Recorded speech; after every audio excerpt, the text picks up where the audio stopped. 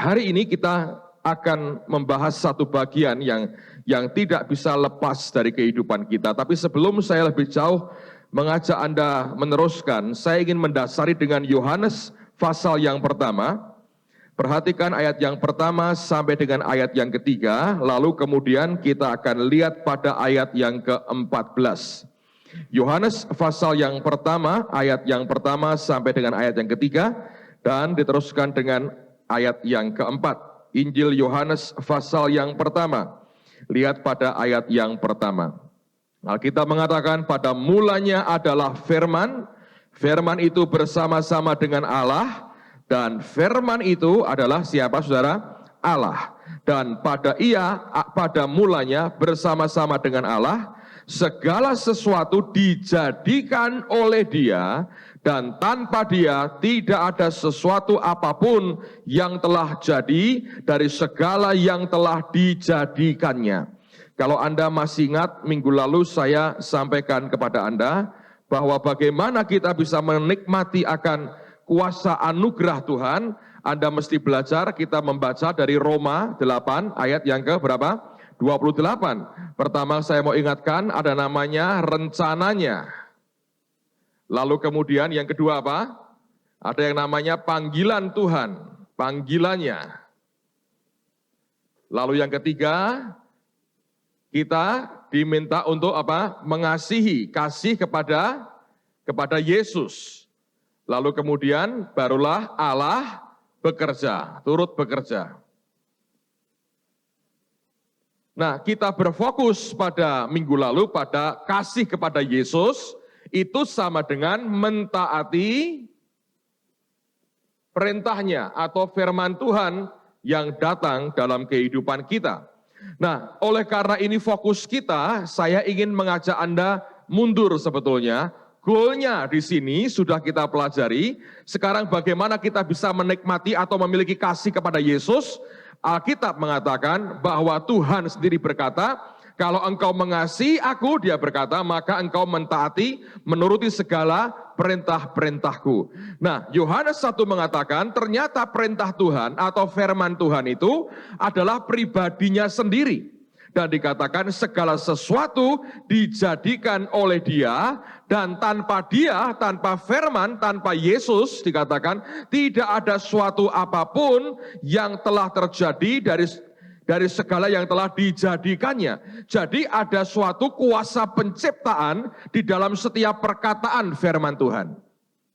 Nah, di dalam ayat yang ke-14, firman yang sama mengatakan, firman itu telah menjadi manusia, bahasa Inggrisnya, the word become flesh, bahwa firman itu menjadi daging, jadi manusia, dan diam di antara kita, dan kita telah melihat kemuliaannya, yaitu kemuliaan yang diberikan kepadanya sebagai anak tunggal Bapa, penuh kasih karunia dan apa? Kebenaran. Jadi sebetulnya kalau Anda perhatikan, yang indah dalam kekristenan adalah kita ini bukan sekedar diajar suatu filosofi, suatu teori-teori, ya, sesuatu yang hanya di awan-awan dan tidak pernah landing ke bawah. Karena firman Yesus yang punya daya cipta yang luar biasa itu, Alkitab mengatakan firman itu telah menjadi daging, jadi manusia, jadi material, dan tinggal bersama dengan kita. Jadi sebetulnya ini bukan teori, yang kita baca ini bukan sekedar buku teori. Nah, kalau kita dengan gampang berkata, oh ini teori, Anda kehilangan berkat besar dalam hidupmu. Nah, banyak orang menggunakan Alkitab ini sebagai bahan perbantahan, bahan debat. Ini benar, ini salah, tafsiran si A, tafsiran si B. Saya berkata, aku nggak peduli itu. Yang saya peduli, roh Tuhan mengajar apa dalam hidupku tentang perkataan Yesus ini, sehingga kuasa penciptaannya itu muncul, sehingga firman jadi daging, atau jadi sesuatu yang material sifatnya. Yang ketika hidup di dunia ini sebetulnya saudara bisa mengalami semua yang Tuhan rencanakan dalam hidupmu dan mencapai akan tujuan Tuhan dalam kehidupan kita. Saya baru ngobrol dengan Pak Yusak minggu yang lalu, beliau berkata begini, semua kelak pencapaianmu di surga Itu sebetulnya ditentukan oleh pencapaian manusia rohmu di dunia ini. Nangkep. Jadi kalau kita tidak bisa bergerak naik, itu bukan sekedar orang berkata, wah kamu rohanimu tinggi, kamu sudah kelas jemaat ini. Bukan, saudara. Tapi dari kenyataan hidupmu, buah yang keluar, saudara, itu menunjukkan sebetulnya sampai di mana Tuhan membawa kita. Nah, hari ini ada satu ekstrim yang dipegang oleh orang. Ekstrim pertama mengatakan ini merupakan ajaran yang baik. Lalu orang berkata bahwa, oh kita berdebat soal ini. Ada teologia ini, teologia itu, segala macam. Ada orang bertanya kepada kami satu hari, berkata bahwa kenapa Radio Rema hanya itu nyetel khotbahnya orang-orang tertentu? Kenapa tidak ambil akan pendeta lain? Ya, saya berkata ya buatlah radio sendiri. Gitu. Kita memang bukan tempat umum memang. Allah memberikan radio buat kita. Ya ini hak kami. Tidak mau setelah dangdut kalau mau. Bahkan kalau Anda tahu ada Ciami FM, ya tak? Anda pernah dengar Ciami FM? Itu kalau minggu pagi Anda kalau tidak dengar saya, dengar Pak Yustak itu. Renungannya, Ciami FM aja mau, saudara. Jadi dalam dunia dangdut, saya punya nama sebetulnya. Di kampung pun punya nama, di rumah pun punya nama. Semua orang punya nama. Jadi tidak terlalu luar biasa sebetulnya ya. Jadi lalu orang berkata gini, kenapa tidak dibandingkan dasar teologianya apa? Saya bertanya, teologia yang mana? Anda tanya sama orang Injili, dia punya teologia. Anda tanya orang liberal, mereka punya teologia. Dan mereka berantem tuh. Tanya orang Pantekosta, mereka punya teologia. Tanya orang karismatik, mereka punya teologia. Tanya yang lain, mereka juga punya teologia. Yang mana? Ayo, bingung kan? Lah kamu sendiri bingung? Jadi Alkitab hanya dipakai sebagai ajang perdebatan. Ini benar, ini salah. Saya berkata begini, yang kamu nilai, yang kamu terima benar, jalani. Kok ribut saya berkata. Jalani, hidupi, berbuah. Selesai itu. Bukan cuma membuat kamu tambah pinter, tapi kenyataan day by day-nya tidak ngalami apa-apa. Sayang dong saudara. Ini firman jadi daging, semua diciptakan oleh dia. Nah kalau saya sederhana kok. Yang saya percaya dari Tuhan, saya jalani, berbuah luar biasa, selesai urusannya.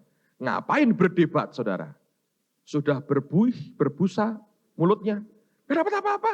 Malah ngabisin bergelas-gelas karena haus. Bukan haus dan lapar akan Tuhan, haus karena terlalu banyak ngomong, berdebatnya terlalu banyak. Dan tidak ada orang bertobat.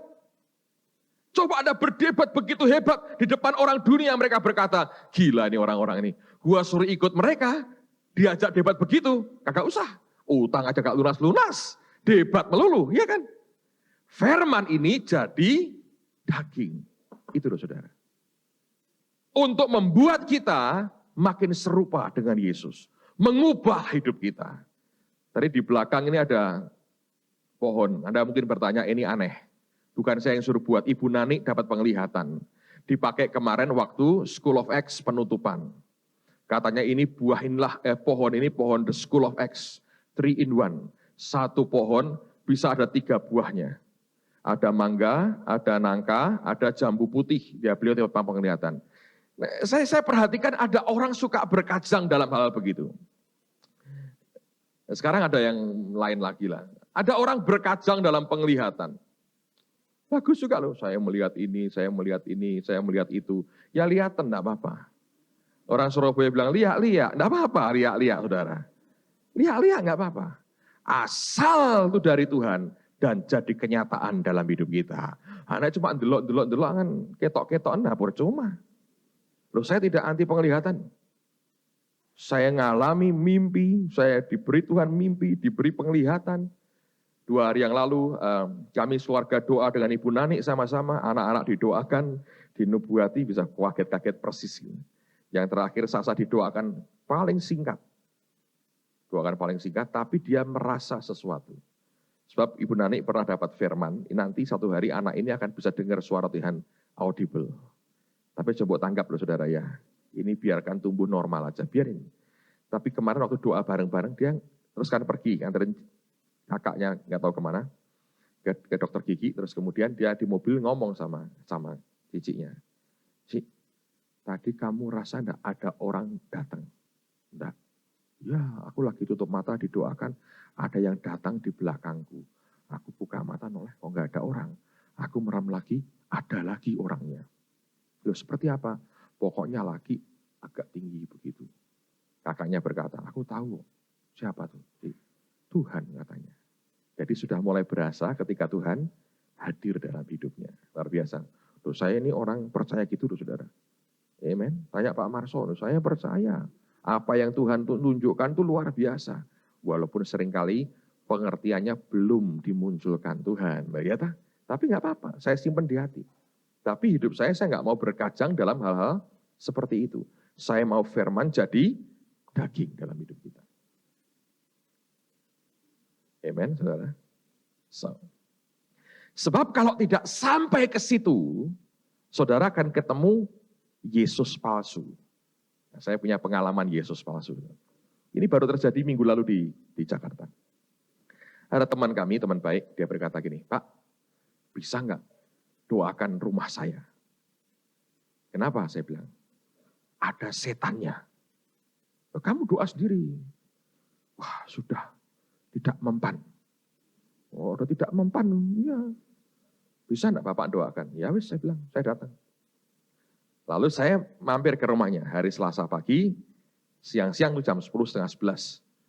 Kok enggak jam 12 Pak? Ngantuk jam 12. Jadi malam maksudnya, pagi aja lebih enak, seger. Kita kan bukan kru dunia lain atau apa saudara. Jadi ini dunia nyata saya ini.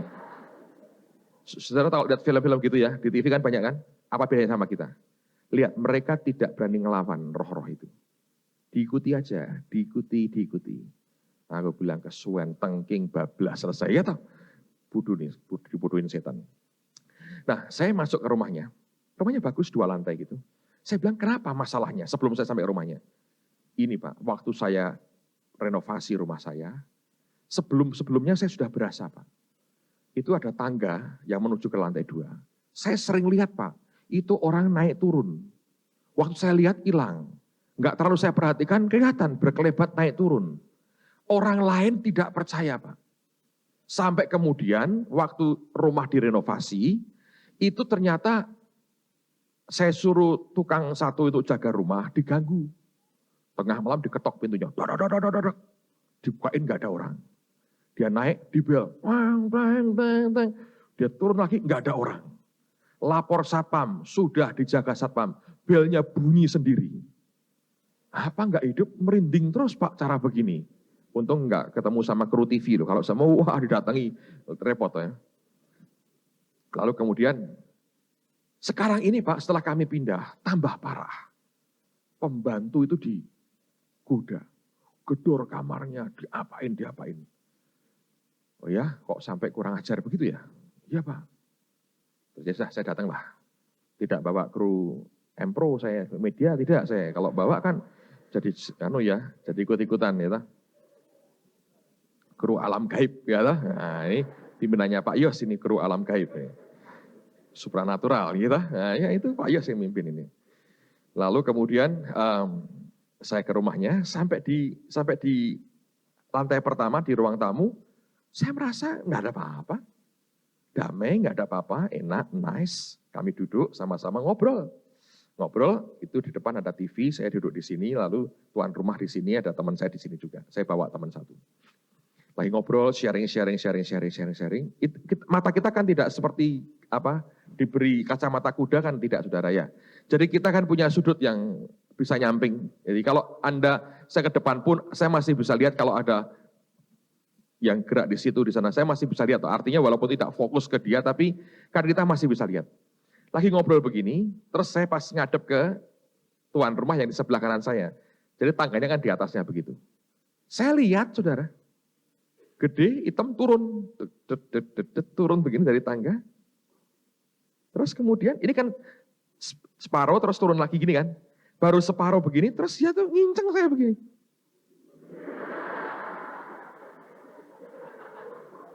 Nginceng terus dia lari, naik lagi. Loh, saya bilang, kok ada orang nginceng-nginceng? Di hati saya bilang, ini kok ada orang liak-liak nih. Buat saya ini, saya bilang, tuan rumahnya di sini nggak apa-apa, ini ada siapa? Lalu saya ngomong sama tuan rumahnya, di atas ada apa? Langsung saya berdiri, saudara. Dia bilang, kamar Pak, boleh nggak saya naik? Boleh katanya. Saya bilang, kamu suami istri ikut saya, naik. Jadi saya naik ke atas. Kayak Ghostbuster, saudara. Naik ke atas.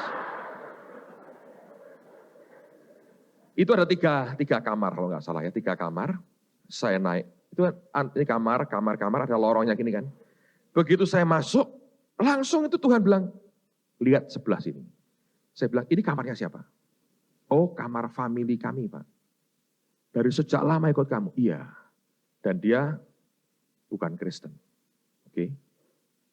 Ada nggak yang nempati kamarnya diisi atau kosong? Kosong, Pak.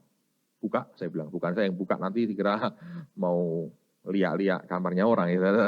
Buka, terus saya lihat. Kosong nggak ada apa-apa, saya masuk. Nggak terlalu ini. Terus saya keluar lagi. Aneh, saudara. Di lorong itu ada lukisan segede apa ya? 3/4 banner kita ini, 3/4 ya. Itu gambar. Mestinya itu mau dibuat kayak gambar Yesus. Tapi Yesus lain nih. Karena kurus, kurang prosperity-nya kurang ya. Kurus kayak. Matanya agak sedikit aneh gitu, ada lingkarannya di sini. Terus Anda tahu ini ada gambar jantung, hati, ya ta? Dan ada mahkota duri. Tangannya yang satu begini, saya nggak tahu kenapa, pasti bukan anggota partai tertentu. Yang satu begini tangannya, ya tangannya gini, satunya begini. Terus itu Tuhan bilang gini, kamu lihat, saya bilang, itu bukan Yesus. Jadi saya ngomong sama yang punya rumah, ini gambar siapa? Ya gambar family saya. Ini bukan Yesus. Dia bilang, Yesus Pak, bukan. Nah saya masih gak ngerti, kenapa Tuhan bilang bukan Yesus, saudara. Nafsir sendiri saya. Yesus kok sedih kayak begini. Yesusnya kurang makmur ini kok. Wajah begini. Dia sudah selesai tugasnya. Aku nak nyembah Tuhan sedihnya nih, nah dia bagaimana wong sedih bisa menghibur? Gitu, orang buta menuntun orang buta mana bisa. Tapi sebelum saya berteori lebih jauh, Tuhan itu bagus. Dia bilang, perhatikan. Saya bilang, perhatikan apa tuh Tuhan ini? Lihat gitu. Memang matanya itu agak rada aneh sudah sebetulnya. Bukan karena hanya lukisannya, tapi ada demoniknya. Itu setannya di situ. Lu kok bisa Pak? Setan kok digambar Yesus? Ya bisa. Karena itu cuma gambar. Bukan seperti itu Yesusnya, jadi Anda pasti bukan gambar Yesus. Gitu. Tapi dia bilang, perhatikan. Tak perhatiin, ada apa Tuhan? Kelihatan, saudara. Jadi tangan yang satu ini, itu ada bekas lubang pakunya. Tapi tangan yang kiri begini, mulus. Pernah kebayang, Yesus disalib cuma satu tangan? Gitu, yang disalib, satunya bisa sisiran dulu, garuk-garuk, bisa gitu Mbak? Pernah nggak lihat gitu? Anda pernah kebayang nggak Yesus? Apa kabar? Masa bisa begitu? Bisa nggak? Mungkin nggak sih? Ini kan niatnya sebetulnya mau gambar Yesus. Tapi bagi sebagian orang, gambar seperti itu dipuja. Nangkap ya? Pas gambarnya keliru atau ngeliru, saya nggak tahu saudara. Kalau keliru memang dia salah, kalau ngeliru memang sengaja itu. Somehow ada orang tertentu atau oknum tertentu memberi inspirasi seperti itu. Jadi digambar keliru, itu di situ saudara. Saya bilang sama yang punya rumah, harus kamu singkirkan dari rumahmu. Bukan punya saya Pak, tapi ini rumahmu. Kalau kamu tidak mau, tinggallah bersama beliau, saya berkata. Ya tak? Diitik-itik kakimu, anakmu nangis terus, sakit berhari-hari, dibawa ke dokter nggak ada penyakitnya. Nah, kalau mau berong-rong terus, iya, silahkan. Oh ya nggak mau Pak, yang kayak begini dibuang. Saya tidak anti gambar Yesus, saudara. Ya, saya nggak anti, jangan salah. Oh, gambar Yesus dihubungi, nanti Anda dituntut sama Dewan Gereja Sedunia, repot Anda ya toh. Bukan tujuannya, tapi ada ya, apapun sebetulnya. Kalau Anda mulai puja, Anda mulai sembah gambarnya. Oh hanya untuk membayangkan kok Pak. Mana ada Alkitab membayang-bayangkan itu. Jadi ketok-ketok entah saudara. Saya bilang saya doa tinggi. Nah, saya bilang kamu tidak bisa ganggu lagi. Kamu tidak boleh bergerak. Tapi memang tetap kalau barangnya di situ nggak bisa berbuat banyak. Saya turun, saya bilang kamu cepat urusan sama ini, familimu, ini gambar, tolong singkirkan. Iya Pak. Begitu didoakan, doa di kamar itu, di atas, langsung anaknya sembuh. Minta makan, mainan lagi. Normal, sembuh. Dia pikir selesai malam itu. Tidak. Setan tetap setan. Setan itu tahu kata-kata Alkitab. Sehingga kalau Anda tidak ngerti, dia main legal pakai firman. Yesus dikatakan, ada tertulis, ada tertulis. Nangkapnya? Anda bisa repot. Kalau tidak ngerti Alkitab, jatuh, saudara. Jadi, ini realita. Bisa dipalsukan kayak begitu. Terus kemudian saya seminar, malam jam 12, lagi doa keluarga ini, nangis kenceng anaknya. Nangis kenceng, ini suaminya tahu. Langsung keluar, gambar ditengkingi sama dia. Terus dia sudah nggak tahan, mau diambil tuh gambar. Ini dia cerita, saudara. Itu dari wajah itu bisa muncul kayak orang serem, keluar. Ayo. Nah, gambar Yesus sok tangannya mulus gini kan, Yesus dipaku kok separuh. Itu bisa keluar kayak hidup, matanya jadi kayak nyorong itu keluar. Dia kaget saudara. Langsung diambil, nggak ngomong yang punya, turun ke bawah, masukin gudang. Dalam nama Yesus, buang, budak. Langsung diem anaknya. Dan malam itu untuk pertama kalinya, quiet. Tidak ada gangguan sama sekali. Besoknya disingkirkan. Pembantunya lega. Tapi karena nggak ngerti, dia bilang gini, Pak, itu paranormal yang Bapak undang hebat juga ya.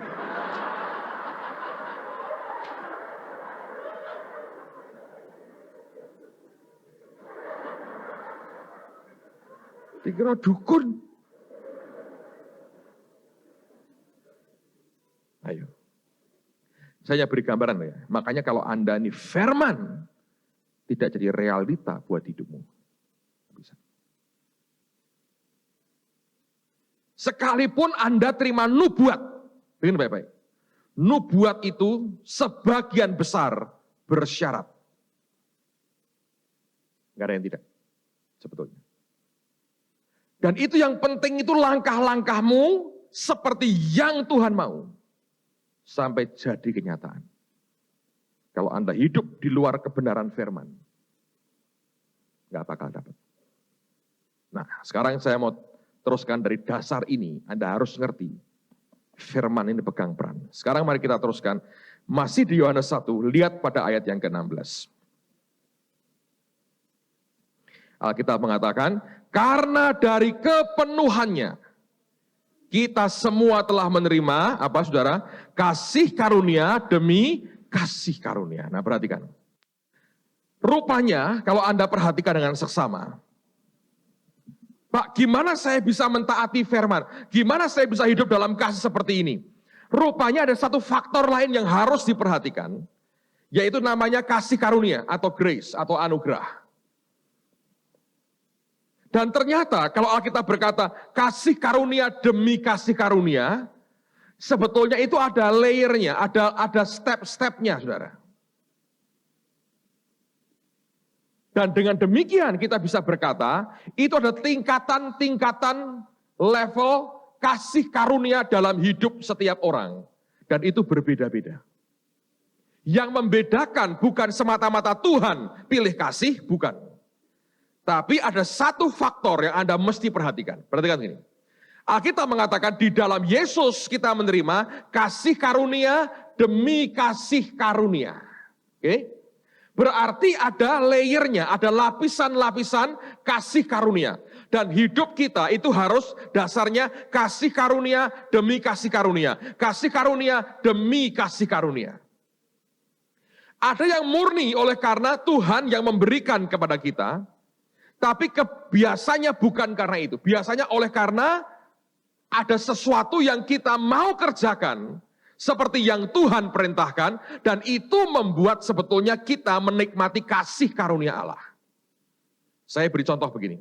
Ini grace, saudara. Ini kasih karunia. Siapa yang mau hidupmu dilingkupi kasih karunia Tuhan? Angkat tangan tinggi-tinggi. Saya beritahu Anda perlu itu.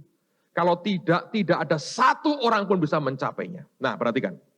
Saya minggu subuh yang lalu diberi mimpi oleh Tuhan. Dan itu mimpi saya tahu persis itu Tuhan yang kasih saya mimpi itu. Sehingga persis ini yang dari Tuhan. Dalam itu pengalaman dunia roh saya. Pada waktu itu saya ketemu Bapak di surga. Kok ngerti Pak? Yo ngerti. Dalam roh itu ngerti. Ya, Anda tahu Adam ketika ketemu Hawa. Inilah dia.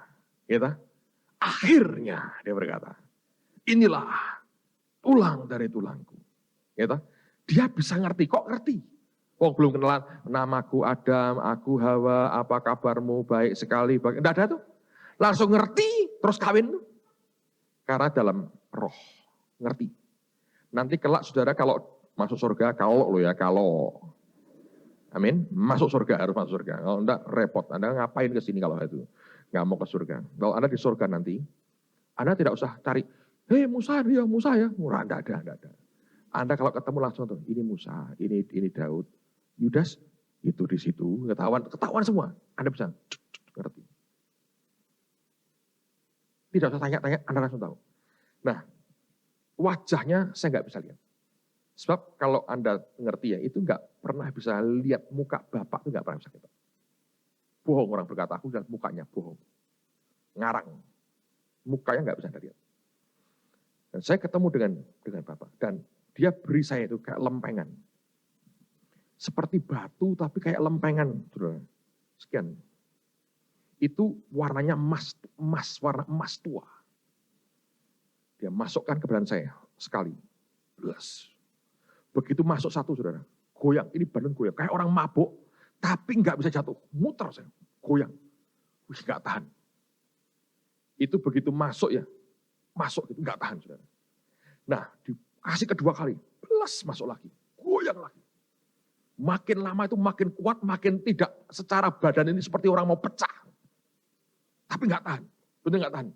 Dan ketika saya sudah mau teriak, saudara, saya ingat dua pengalaman. Satu ini dialami papahnya Pak Yusak. Dia diberi Tuhan itu batu putih. Dikasih, dilihat putih, komentar. Batu kok putih tok gini Tuhan. Bu ada garte kayak marmer itu kan bagus. Ditarik batu ini, belas ditarik, diganti kayak marmer. Pak Yusak bilang, wah Pak kowe iki ngawur. Dia bilang, lho napa nang? Garte iki masalah-masalah banyak dalam hidupmu. Itu menunjukkan perjalanan hidupmu jungkir balik. Kowe iki ketika hidup mulus kok ora gelem. Lah memang aku ki moto duit tenok nang katane. Nek mulus sih kan ketoke murah, nek ana garet-garet iki kan larang katane. Salah. Loh Tuhan kok mbok ukur mbek duit katanya. Akhirnya sampai akhir hidupnya sudah waduh jungkir balik. Dan diproses Tuhan sampai dimasukkan ICU lumpuh gak bisa apa-apa. Terus sempat bangun, terus Pak Yusak ngomong sama adik, tunggu nih papa tidak lama. Terus kita sudah sadar, bisa ngomong-ngomong, minta nasi gudeg, saudara. Tetap Jawa Tengahnya nggak pernah hilang toh. Nasi gudeg, disuapin nasi gudeg, makan, bles hilang. Jadi pulang dengan nasi gudeg.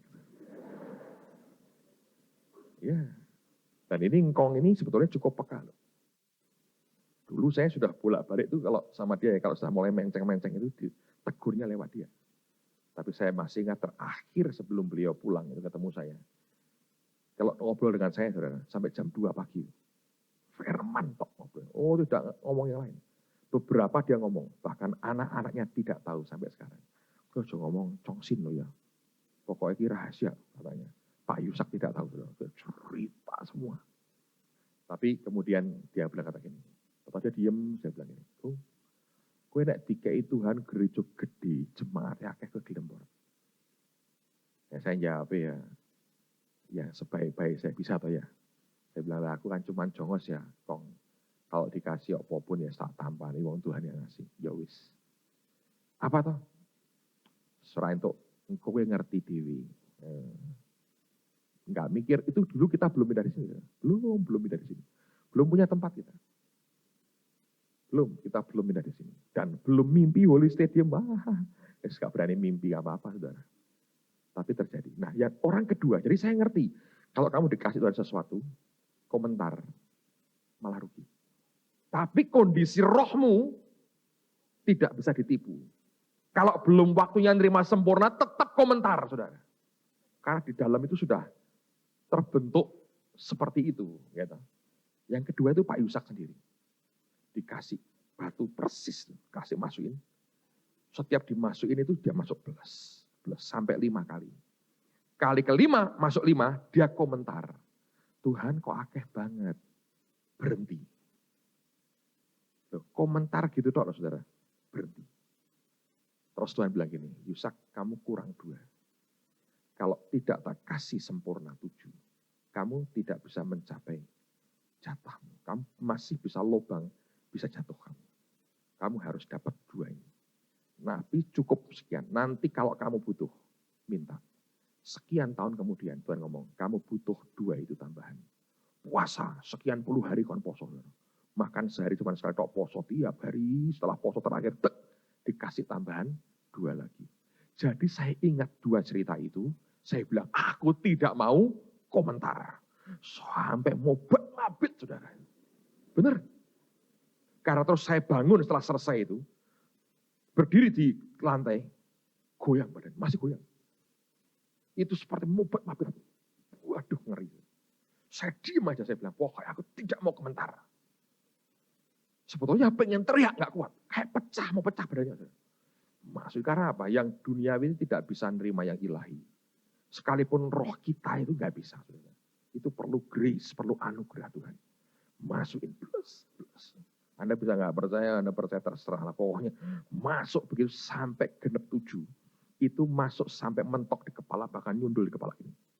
Begitu Pak, itu habis. Tuh, aduh, suaranya kita hebat. Makanya nyundul begini. Terus dia bilang, selesai. Bangun saya. Bangun, mau ke kamar mandi, turun dari tempat tidur, goyang masih. Saya bilang, waduh ini apa ini? Besoknya kasih mimpi lagi. Nah itu belum dinyatakan oleh Tuhan. Terus saya telepon Pak Yusak, saya cerita, dia bilang, wah, gue diberkati gue. Sebab aku mesti bayar mahal. Tapi gue bisa untuk 7, genep sempurna itu, luar biasa. Itu kasih karunia. Ya. Kemarin waktu 2 hari lalu doa dengan keluarga, dengan Punani di rumah, sembahyang, Tuhan ngomong lagi. Tuhan ingatin saya, makin ke atas, anginnya makin besar. Terus karena itu Tuhanmu memberikan kepadamu 2 tongkat. Kamu akan sampai ke puncak tanpa goyang. Itu kan konfirmasi sebetulnya. Itu apa? Kasih karunia. Ngerti? Jadi saya ini ngecap kasih karunia. Saya cerita ada beberapa hal yang luar biasa. Saya tidak bisa cerita karena nyangkut orang lain. Tapi justru serius banget Tuhan itu. Jagai apanya, serius banget. Nah, Alkitab berkata, dalam Yesus, kita terima kasih karunia demi kasih karunia. Nah, berarti ada layernya, lapisan-lapisan kasih karunia. Serius, Tuhan itu luar biasa. Saya kalau lihat day by day gitu ya, ada terlalu banyak kemudahan yang Tuhan beri. Dan hebatnya itu bukan hanya berkajang dalam teori, penglihatan, nubuatan, yang itu juga bagus. Tapi dibuat Tuhan jadi realita, day by day, hari demi hari, realita. Sampai orang berkata, ini ada buahnya. Diuji oleh waktu, keluar itu. Dan Tuhan mau sebetulnya semua kita, bukan hanya tahu teori Alkitab dan ayat, realitamu jalan dengan Tuhan, itu realita Anda langkah demi langkah, Anda ngikuti, luar biasa. visa Amerika saya kan hampir habis. Dan saya bulan lalu selesai pemancangan itu tanggal 23 saya ke Surabaya, 24 September saya harus ke konsulat Amerika di Surabaya. Mestinya baru habis November, tapi saya ingin perpanjang pada waktu itu, sekarang ini, karena nanti kalau mau pergi lagi, kapan lagi repot, saudara. Jadi saya pikir sebelum habis saya mau perpanjang, dan akhir bulan ini saya diundang Pendeta Harold Gingrich, beberapa gereja-gereja bule orang Amerika di kotanya di Topeka itu buat Topeka Gathering. Mereka akan kumpulan beberapa gereja, 8 gereja, di hall besar, mereka akan sewa hall besar, KKR 4 malam, dan saya diminta untuk bicara setiap malam, bicara, dan itu undangan yang saya terima. Dan saya harus perpanjang visa. Saya beritahu saudara, grace Tuhan itu nyata. Itu bukan sekedar alam mimpi, realita dalam hidup kita. Karena semua sekarang harus ngantri. Saya ngantri, dipanggil nama saya, bayar $100, 850.000. Ditolak nggak ditolak, Anda mesti bayar di depan. Amerika agak nakal juga sekarang. Yang ditolak juga banyak, ditolak ya hilang. 850.000 hilang, saudara. Lalu ngantri sampai dimasukkan formnya, semua beres. Saya tahu ada beberapa orang sebelum saya bilang, maaf gak bisa, udah gak usah banyak ngomong, pulangkan aja, hilang sudah. Saya dipanggil, lalu kemudian dia lihat paspor saya, ini orang pinter ngomong Indonesia. Saya gak tahu apakah dia bisa ngomong Jawa, saya gak tahu. Tapi ini orang pinter ngomong Indonesia. Dia lihat paspor saya, dia bilang, Bapak hanya pendeta saja? Iya, saya bilang. Tidak ada bisnis apa-apa, tidak ada usaha.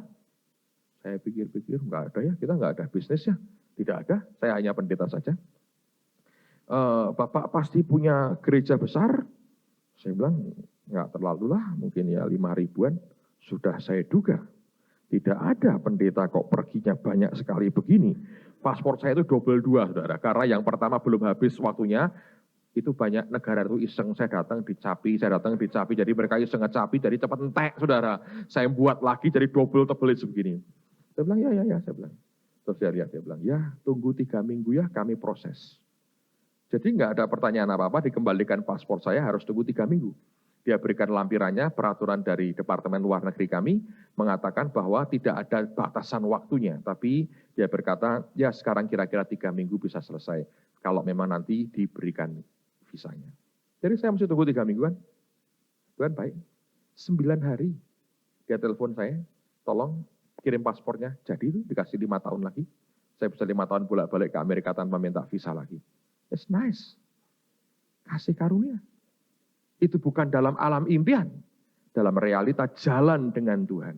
Anda mengalami kasih karunia demi kasih karunia. Nah, sekarang bagaimana Pak supaya ini jadi makin besar buat saya? Ya, nah, kalau cuma sidik-sidik tok ya lumayan, tapi gimana supaya bisa semaksimal mungkin. Nah, mari kita lihat akan contoh dari Yesus.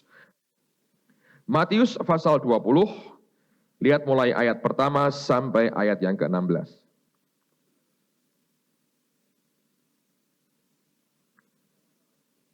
Matius pasal yang ke-20, ayat yang pertama sampai dengan ayat yang ke-16.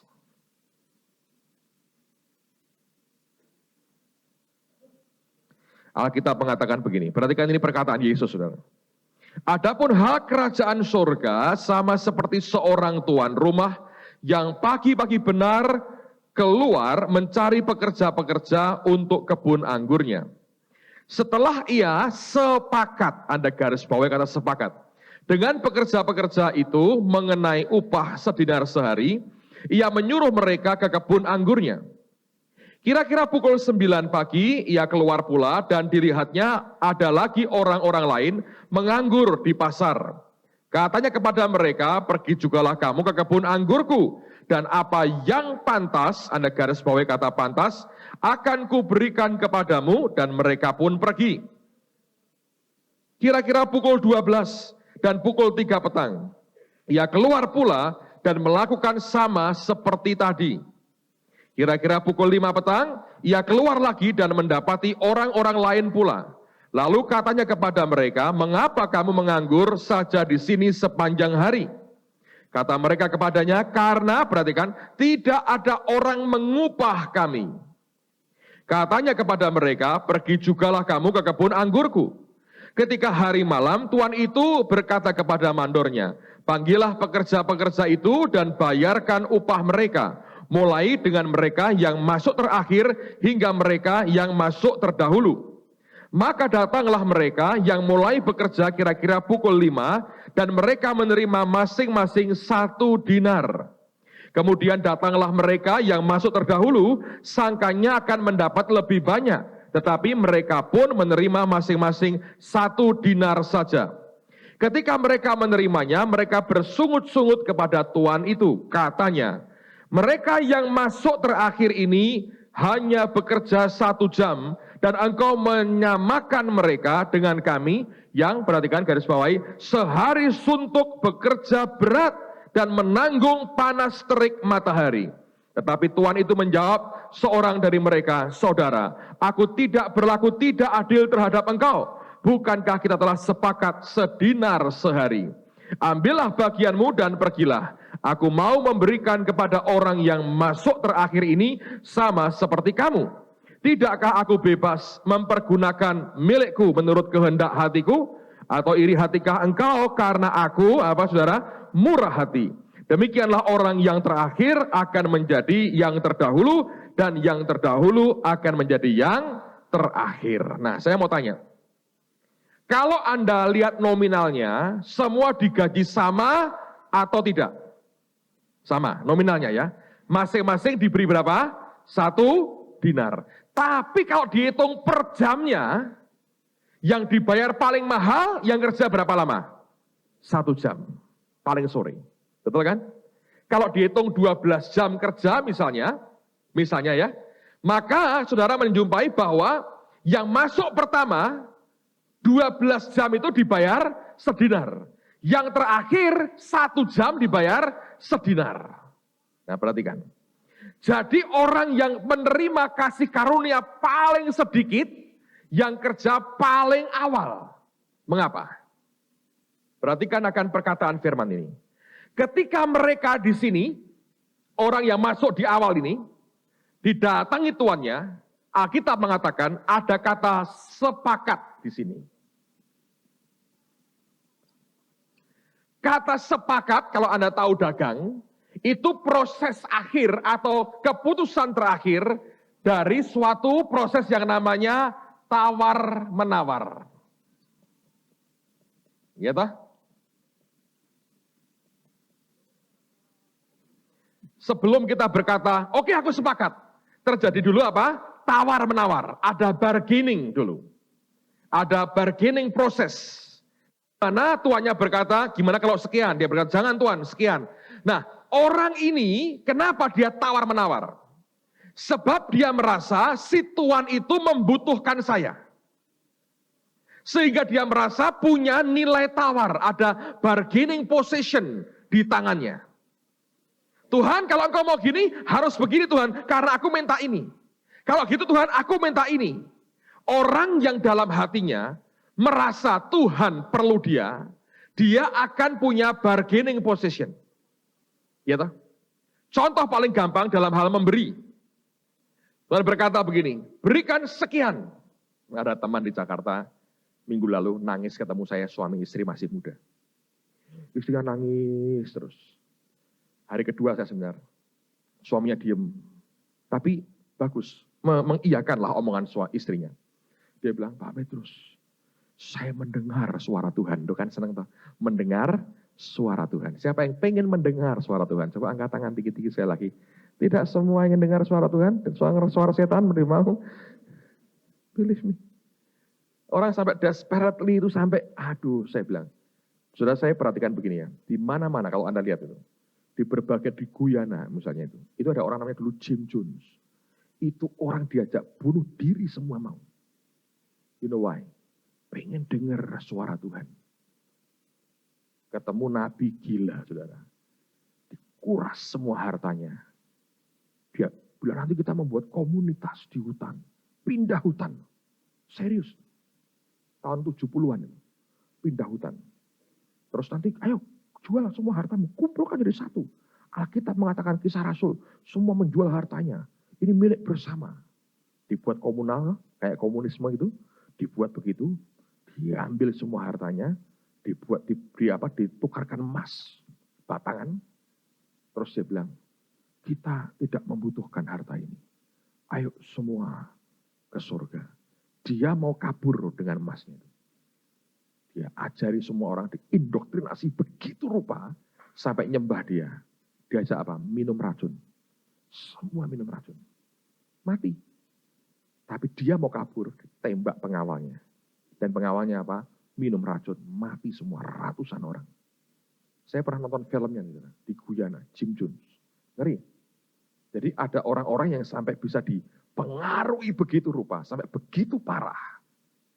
Oleh karena hal-hal seperti itu. Oke. Jadi dalam hal memberi misalnya, ini orang nangis. Tuhan, Pak, saya dengar suara Tuhan. Banyak orang murni pengen dengar suara Tuhan. Malah gak karuan. Nah, dia bilang, saya pengen dengar suara Tuhan, Pak. Dan saya dengar suara Tuhan. Oke. Tuhan ngomong apa? Saya bilang, nangis ya. Saya pikir, aku akan dipakai dengan urapan yang luar biasa. Aku akan jalan di atas air, menyeberangi akan Selat Sunda, tanpa berlayar. Mungkin saya pikir begitu kan. Sekarang banyak orang kan senang yang kalau diceritain, oh nanti kamu akan membelah gunung es, kamu akan mendapatkan uranium, kamu akan menjadikan pabrik nuklir seluruh dunia, kamu nukliri semua sampai meledak semua. Orang senang yang gitu-gitu lah, saudara. Oh, pernah jadi akhirnya. Lalu kemudian dia bilang, Tuhan ngomong sama saya, Pak, suruh ikut ambil bagian pembangunan Holy Stadium. Oh ya bagus toh, saya berkata gitu, ya tak? Ya tapi begini Pak ini, tapi saya maulah. Tuhan gak minta banyak Pak, tapi semua deposito saya hamba Tuhan, saya bilang ya lakukan. Nah kamu mau lakukan enggak? Mau Pak, minggu depan ya Pak tak kirim. Yo, saya bilang gak gitu, tak doa lagi saudara. Ada orang lain lagi. Pak saya ini breakthrough Pak, luar biasa. Saya breakthrough luar biasa. Oke, breakthrough-mu apa? Ya breakthrough saya ya itu Pak. Saya memberi terbesar dalam sejarah hidup saya. Banyak orang happy dengan itu. Ya, dia tidak punya lagi bargaining position. Ya. Tapi ada orang-orang yang diminta jauh lebih kecil. Tuhan dikasih kertas bermeterai. Tanda tangan sih, 100 kali ganda. Tak hitung tanda Tuhan. Nolnya tambah loro loh. Tanda tangan sih. Dia masih merasa punya apa? Bargaining position. Dia merasa aku ini punya sesuatu yang Tuhan butuhkan. Aku punya sesuatu yang Tuhan perlu. Kalau dia minta, take and give dong. Mesti bagaimana ini? Ngatur dulu dong. Ya, semakin orang merasa punya bargaining position, apapun itu, berat. Semakin ada yang kita pegang, yang kita gondeli dalam hidup kita. Apakah itu materi atau posisi atau apapun. Sebetulnya Anda masih punya bargaining position. Nah, ingat ceritakan perumpamaan Yesus tentang saudagar yang kaya, yang orang kaya itu. Yang pengen punya apa? Mutiara, permata yang mahal harganya. Alkitab berkatakan dia jual seluruh miliknya. Untuk dapat mutiara itu, permata itu. Ada orang cerita begini, ini tambahan orang, saudara. Tapi ini mungkin bagus, mungkin betul, mungkin salah. Karena Yesus kalau ngomong kan pendek-pendek. Ini orang ini berimajinasi. Dia gini. Pedagang ini ngomong gini. Kulihat akan mutiara yang sangat dia impikan, gede sekali. Mungkin segede apa ini, mungkin gede sekali. Dia bilang, wah, saya mau beli ini. Kamu punya uang berapa? Kata pedagangnya. Ya, ambil dompetnya. Aku punya $1.000. Aku punya $1.000. Dia bilang, boleh, aku bisa ambil itu. Milikku kan? Oh enggak, kurang. Nah, tapi aku nggak punya uang kontan lagi. Apa aku harus punya kartu kredit? Bayar pakai kartu kredit? Ya, dia berkata, well, limitnya berapa kartu kreditmu? $4.000. Oke, boleh juga. Mana kartumu? Saya ambil semua nanti. PIN-nya nomor berapa? Sekian, carati ya kartu. Loh, nah kalau gini kan repot. Kalau aku pergi kan aku mesti ngambil deposito dulu. Oh, kamu punya deposito. Berapa? $10.000. Ya, aku mau juga itu depositomu. 10.000 mana buku tabungannya? Tanda tangan ini slip pengeluarannya. Aku mau 10.000. Waduh.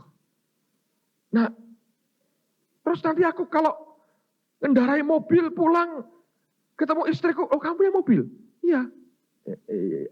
Aku mau juga itu, boleh juga. Mobilmu katanya. Loh, kamu minta mobilku? Iya, aku minta mobil. Waduh, dia bilang, berarti aku mesti jual ini simpanan emasku untuk beli mobil baru. Oh, kamu masih punya simpanan emas toh? Aku mau juga itu, bawa. Serahkan, ayo tanda tangan. Mau ini? Iya, aku mau itu. Emasmu juga bawa sini. Nah, nanti kan rumahku kan nggak ada harta. Oh, kamu punya rumah. Nah, rumahmu juga aku mau. Boleh tanda tangan sini. Serahkan. Nanti keluargaku. Oh, punya keluarga. Keluargamu juga bawa sini. Nah, aku ganti pakaiannya apa? Oh, masih punya pakaian ganti. Pakaian gantimu bawa sini. Sampai habis tidak punya apa-apa. Udah semua?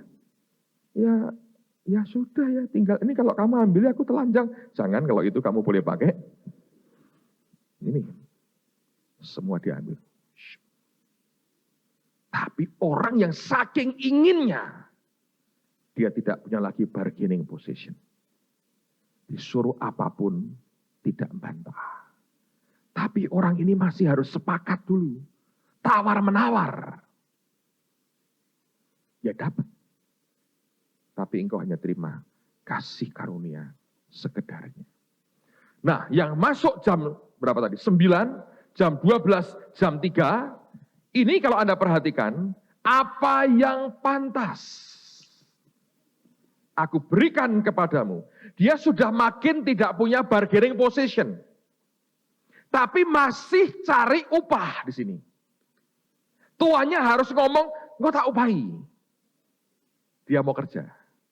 Yang di sini kuat sekali. Kekuatan untuk nawarnya.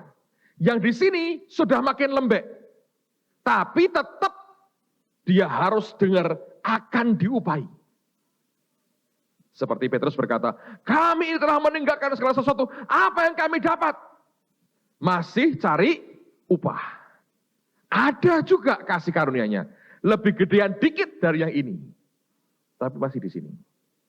Yang sama sekali tidak punya bargaining position apapun. Yang tidak punya kekuatan untuk menawar. Yang masuk paling terakhir, yaitu jam 5. Ketika ditanya, kenapa kamu nganggur? Dia berkata, tidak ada orang mau mengupah kami. Ini orang-orang yang sadar, aku nggak punya skill seperti yang lain. Disaring menurut kemampuan keahliannya, paling nggak bisa apa-apa. Sadar minimal, aku ini nggak bisa apa-apa. Yang lain lebih hebat, aku nggak bisa apa-apa. Nah, ketika dia sadar diri seperti itu, dan berkata, ayo masuk ke kebun anggur. Dia nggak tanya soal harganya berapa, upahnya berapa, diberi berapa, diberi upah atau tidak. Dia berkata, lumayan. Tinggal sejam kerja, masih ada orang mau pakai. Orang kayak aku yang nggak bisa ngapa-ngapain. Kelak ketika dibayar, yang ini ngomong apa? Kami kerja keras sepanjang hari, di bawah terik sinar matahari, hanya terima sekian. Artinya mereka merasa berjasa. Mereka merasa sudah berbuat sesuatu bagi tuannya. Justru itu kelemahan yang fatal. Orang yang selalu merasa punya sesuatu dan berjasa. Orang yang selalu berkata, aku ini punya andil loh tertentu dengan Tuhan. Orang itu yang sebetulnya mengandalkan kekuatannya. Tapi orang yang sadar dirinya, aku ini tidak baik sebetulnya. Karena Yesus berkata, tidak ada manusia yang baik. Hanya Tuhan saja yang baik. Ketika sadar siapa kita, aku nggak bisa apa-apa. Kalau aku diangkat Tuhan, karena kemurahan dan kasih sayang Tuhan saja. Aku ini orang buangan sebetulnya. Jam 5 sore masih mau diambil juga oleh dia. Dan waktu kita berkata, ya Tuhan, dengan apa yang dia tetapkan dalam kehidupan kita. Apa yang terjadi saudara? Dia terima kasih karunia yang paling besar. Itu kalau kerja jam-jamannya, mahalnya luar biasa. dibandingkan yang sehari suntuk kerja. Dia kerja cuma sejam, mungkin tinggal ikut bersih-bersih sedikit, saudara. Santai, belum sempat berkeringat, gajian. Sepanjang hari nganggur, gajian. Ini loh, hidup santai, kaya raya, mati masuk surga. Lah ya tak? Tapi untuk orang dibuat sadar, aku ini orang yang tidak ada artinya, susah. Karena daging kita merasa kita ini somebody, kita ini orang hebat. Makanya sukar untuk kita bisa ngomong kayak Yesus, kami ini hamba yang tidak berguna. Ngamuk diomongin begitu. Berguna, kita berguna. Tapi Yesus ngajari kita, kalau kamu sudah menyelesaikan tugasmu, katakan, kami ini hamba yang tidak berguna, kami hanya melakukan yang harus kami lakukan. Selesai. Lagi itu kok minta medali emas, ya, minta gaji tambahan, minta dihormati, naik mimbar tidak dikeploi kok tidak enak. Ya, kalau tidak disebut namanya kok tidak mantap. Apa yang kita punya? Kalau nggak ada orang berterima kasih sama kita, kok kita merasa kok tidak berterima kasih. Kalau ada orang yang lupa dengan tanda petik jasa kita, kita berkata, orang ngelingi zaman sengsara. Kami berjuang dengan para pejuang 45 mempertahankan bangsa negara. Itu langsung terus pidato. 10 November katanya Yesus datang kedua kali. Ini nyebar di mana-mana kan, katanya ada orang bilang 10 November Yesus datang dan orangnya berani ngomong. Makanya ini, dan orang makan juga tuh heran sih. Dibilang 10 November Yesus akan datang kedua kali.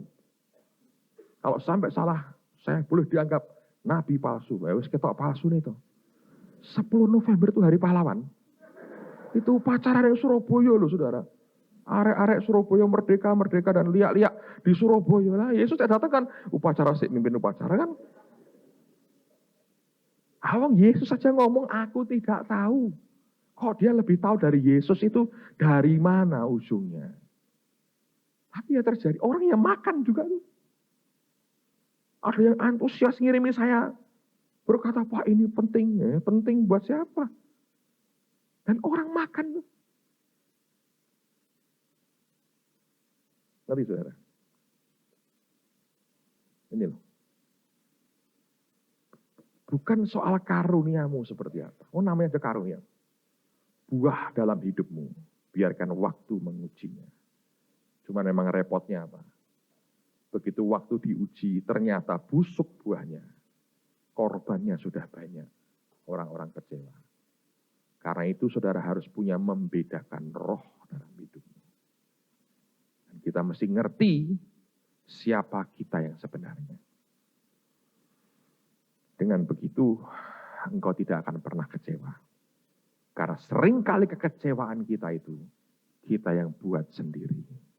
Ada banyak kebodohan dan kekonyolan yang kita buat. Tapi saya percaya, dalam anugerahnya, Tuhan akan membuat kita makin terima kasih karunia demi kasih karunia.